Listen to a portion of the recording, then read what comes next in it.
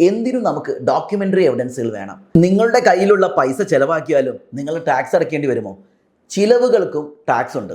അതെ, income tax നിയമപ്രകാരം നിങ്ങളുടെ ചിലവുകൾക്ക് നിങ്ങൾക്ക് അതിൻ്റെ എക്സ്പ്ലനേഷൻ കൊടുക്കാൻ പറ്റുന്നില്ല എങ്കിൽ ആ ചിലവ് എന്തിനൊക്കെയാണ് വന്നത്, അല്ലെങ്കിൽ അതിൻ്റെ തെളിവുകൾ എന്തൊക്കെയാണ്. അതായത് നമുക്കറിയാലോ, നമ്മുടെ നിയമത്തിൽ ഡോക്യുമെൻ്ററി എവിഡൻസ് അല്ലെങ്കിൽ പ്രൂഫ് ആണ് ഏറ്റവും ഇമ്പോർട്ടൻ്റ് എന്നുള്ളത്.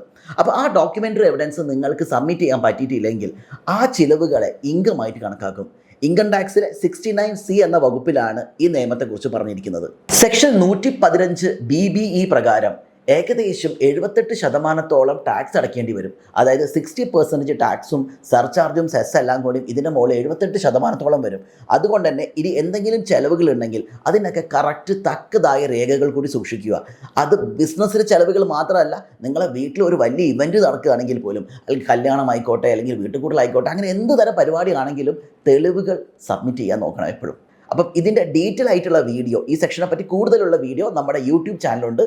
എന്തായാലും അത് കാണുക. Thank you.